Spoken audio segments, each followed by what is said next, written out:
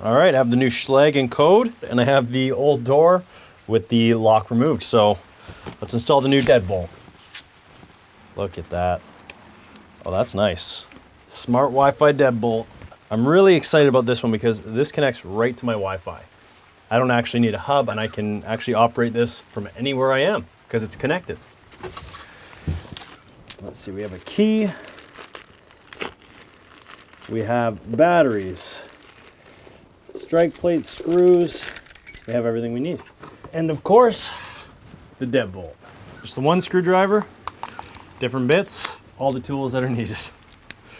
Now, this should be pretty straightforward. I've installed one of these Schlage locks before and it was super easy. And that goes in. Set straight.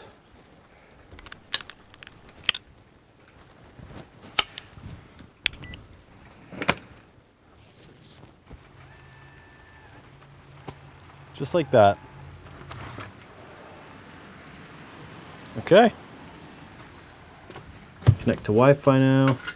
All right. Look at that. It's okay. Connect Wi-Fi. Your lock is successfully connected to the network. Name of my lock. Look at that.